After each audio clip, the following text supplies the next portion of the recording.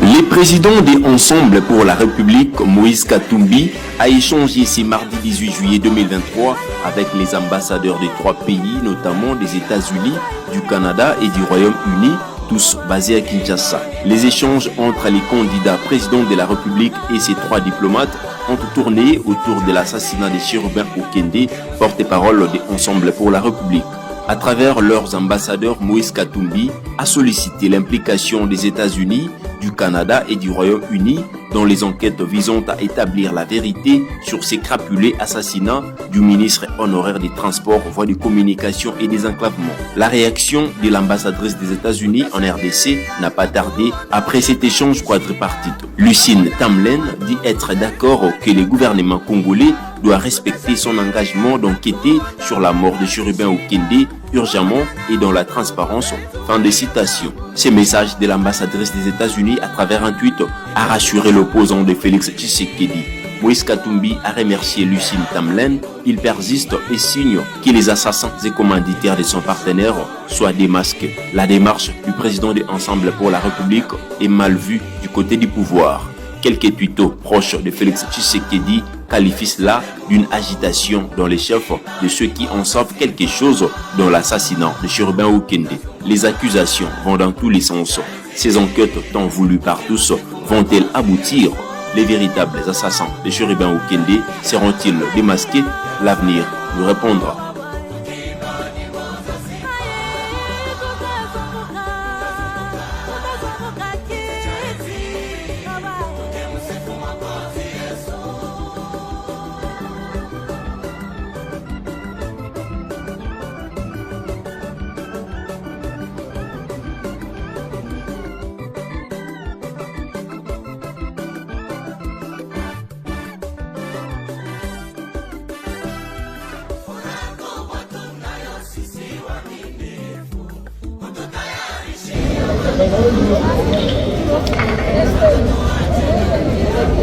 Nous, comme famille de Chérubin Okende, nous, comme avocats de la famille de Chérubin Okende, nous avons suivi, comme tout le monde dans les médias, il y a des dispositions qui sont prises pour une commission d'enquête dans ce sens. Mais que jusqu'au moment où nous parlons, la famille n'a pas été associée. Et donc, on ne va pas chercher la veuve ou les enfants pour les associer à une enquête. Il faut déposer la plainte. C'est le sens de la plainte que nous déposons pour justement participer à l'évolution des enquêtes. Et vous, comme famille de M. Okende, vous êtes d'accord pour qu'on associe des experts internationaux? Absolument, parce que ce qui nous importe, ce n'est pas un procès bâclé. Ce qui nous importe ici, ce n'est pas une gesticulation judiciaire pour orienter ou désorienter l'opinion dans tel ou autre sens. Et donc, nous, comme avocats, nous allons participer à cette activité pourvu que lumière soit faite. Et donc, nous ne trouvons aucun intérêt. Ça va d'ailleurs dans le sens de la justice, les vérités éclatent. Si nous pouvons acheter des experts internationaux, j'ai entendu parler de la MONUSCO, nous avons entendu parler des experts de l'Afrique du Sud et de la Belgique, nous avons entendu parler des experts de la Grande-Bretagne et des États-Unis de la France. Nous pensons que tous sont les bienvenus pour que finalement un procès équitable participe justement de la réparation de ces préjudices incommensurables et qui laisse la famille sans.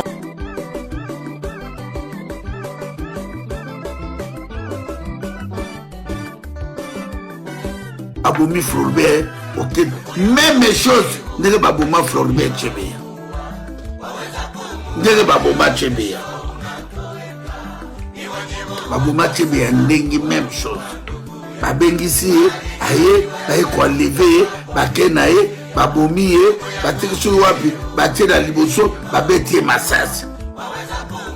Bokomi kumbuma na bino à cause pouvoir à Barwande o le bobo marubero Moïse Nyarungabo biselimana kanamba zana kindakati bokomi kumbuma na bino pobo se pelisa Kagame bo se pelisa Museveni. Honte à vous Félix Tshilolo, honte à vous Jean-Pierre Mbemba, Mozito Failo, Moïse Katumbi. Nalinga rabino te omoni so kangai nalinga kabako mona lisusu te. Baza batote o loko la biso bana monde ya ba sataniste. Siko boleli pourquoi? Botika Félix Tshilolo coulé bolingi te. Na yebisa nini Katumbi na Salomo Skadela. Félix azana binote. Ote azana biso. Na yebisa yo, na yebisa Jean-Pierre Mbemba na intercontinental ya Watero, na ebisa Faïlou, na ebisa Mozito, na ebisa Moussa na Moussa, na bi Félix Tshilolo Lazaya binote. Félix akei. Après na suka na ngoka bino na bopya waya bo, ndenge bino ebaki makambo na ebaki po na bato na kati kuna ba informa kangai. Ba politicien ya ndenge nini Thierry Munga quelle sorte comme na bokonzi to salaka ya ngote lelo tozana bokonzi tozana droit ya koboma congolais ata moko te pona divergence ya ba opinion te tokani na yoki bato babande ko secrétaire général azoloba te secrétaire général bayeba ke azalaki sous le choc naza sous le choc puisque mutu wana aza moninga na ngai ndeko na ngai lelo ata na ke place wana ye mutu toyebanaki na ye est-ce akoyebake na ye wana bato mpona motema mabe mpona kosabote élection bakreye makambo nyonso wana okoki kokosa bato nyonso mais jamais okokosa conscience na yo baoyo babomi ye makila na ye ezala na nzoto na bango jusqu'à la 3e génération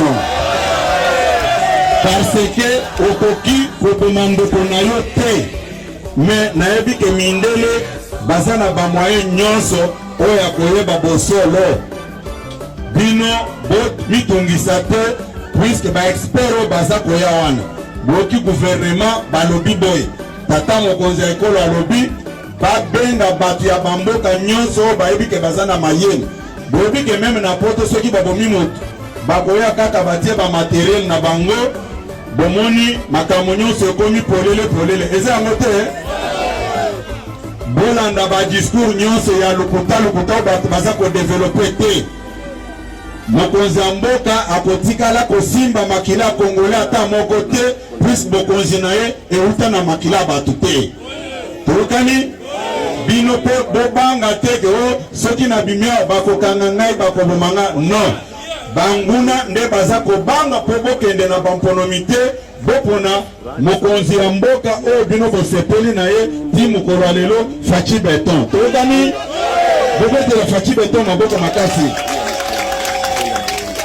balobaki ke mokonzi ya mboka azosala eloko te mi soki azosala eloko te tokende maponomi bolakisa bato ke bayinaki ye me bozobanga maponomi mpona nini bazobanga maponomi mpona nini ntango oyo balingaki koprepare base na bango basalelaki yango te babanda opesa mbongo na bajournaliste bafingaka bato lelo tokomi kelke mwa mpona kokende na élection bakomi kokamba tokani moto ata moko akosa bino te. Akosa bino te. Po botala mitema na bango. Baza koloba o IDPS baza koloba te. Mais IDPS eza na kati ya union sacrée. Pona nini bazoloba te ke union sacrée bazoloba te o kaka IDPS. Soki bakomi pe na IDPS o Kabuya aza koloba te. Mais Kabuya wana boloba kaka aza officiel te. Sikoya koloba eloko nini? Bana Fachi Beton viva! Viva! Bana Fachi Beton viva! Viva! Na yaki pona koyebisa bino boy. Bomi bongisa pona kokende maponomi. Tango kampanye kobanda awa mutu na mutu akoya koyebisa population nini aza kokanisa pona population wana. Tokani? Ngai na koyebisa bino ke soki maponomi eye topesa tata mokonzi ya ekolo manda ya mibale na majorité. Tokani? Tokani? Bobeta maboko pona mokonzi ya mboka. Bino boyebi mokonzi na biso atambolaka na balabala asekisaka mutu nyonso. Tokani? Elongi na ye wana eza mutu oyo akoki kokanisa mbala ata moko te mpona koboma batu. Yango biso toza ko soutenir enquête internationale pour la koyebisa biso nana bomi ndeko na biso Cherubin Okende. Tokani? Puisque ngai nalobaki ke nakosolola na bakongole na bakinois pona likambo nakotika yango te. Bao babande kokanisa keno nakoloba yango te, naza koloba yango. Puisque mutu wana ngai nalingi kosala neti ndenge balobaka na bato ya lopoto les larmes de crocodile. Yo yebi likambo ozokosa batu oza kolela nini? Okokosa batu nyonso na okokosa conscience na yo te. Tokani? Tokani malamu? Bozala na esprit ya bobangi te po bato oyo baza kokree biloko wana bazobanga kokende nde élection. Tokani? Tokani? Eloko moko eza te, mutu akosa bino te. Tozokende nde na maponomi topona mokonzi ya mboka na balobeli na biso. Tokani? Ngai nakoyebisa bino boye. Soki tokende na maponomi na mois de décembre nakoya epa na bino awa. Puisque oyo eza organisation ya mama nana ndenge abengisaki bino awa. Tokani? Ngai nakoya epa na bino bana ya mwamba tosolola na bino tosorganize de façon que bopesanga pe manda nakende kolobela bino kuna. Tokani? Tokani? Nakozala kandida wana mwamba.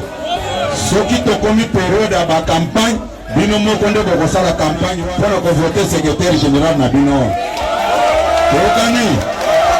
Mais eloko nakosenga bino nakotinda ba équipe na ngai po ekota en contact na bino mpona koidentifie batu nyonso balingi kozala ba témoin ya IDPS na témoin ya secrétaire général. Tokani? Tokani? Ba témoin wana bakosala musala makasi oyo ke batriche te topesa Fachi Beton manda ya mibale. Tokani? Babiloko mosusu bolanda yango te. Te toko respecter constitution. Te mutu ya motema mabako longwa o Kabuya alobi kuna ke bakokendo pesa manda misato. Tokani? Tokani? Nalingi mobulu eza na kati na bino te. Mutu oyo amilengele mpona kosala musala na ye jamais alukaka trouble. Tokani? Tokani malamu? Nalingi makambo ya kobunda te. Yango pe na koyebisa bandeko oyo toza na bango bakengelaka biso bapolisier ndenge baza kokengela biso baza kosuka wana baza na droit ya kosuana te. Tokani malamu? Puisque namonaki awa basi yo oke musala ono osala musala na yo bino policier bozalaka mutu moko sikoyo boza koswana. Tango boza koswana bino boyaki mpona sécurité. Tango bozoswana bozotia sécurité bien insécurité. sikoyo ngai soki nakei koyebisa bakonzi na oyo batindaki oke longola bango tindelanga bato mosusu nasali mabe nasali mabe botala avant tosolola ekomaki biso bato ozokenge tokomi opesa bango conseil ngai makambo na ngai ezalaka polele polele mabe bapakolaka yango mafuta nayokaki bato mosusu bazoloba o bazofilme ebafilme bango mosala baza kosala yo oyebi koza agent de l'ordre yaka sala mosala nao na ndenge esengeli okomi kobunda entre yo na moninga na yo bozowelela eloko nini te eloko wana eza malamu te yango nayebisi bango boye mbala nsima soki tomoni babiloko ya bongo ngai moko nakobenga mokonzi na bango nyonso nabengi VPM de l'intérieur nalobi yebisa bato na yo balongola bato oyo olie bacreye sécurité bazocreye insécurité sikoyo soki akutana na mwasi ne na ndako akoyi biso pourkui balongoli ye azwa courage akolobake balongoli nga mpo na boye IDPS viva IDPS viva bombetela maboko makasi soki totabwani ere moto bakokanga azali bokozonga na bino malembe nayebisi bino ke tokoya awa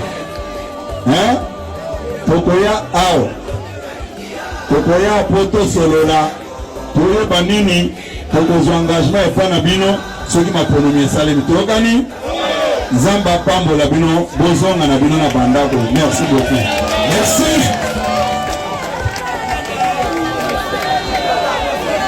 bobetela mokonzi maboko merci mokonzi base bayoki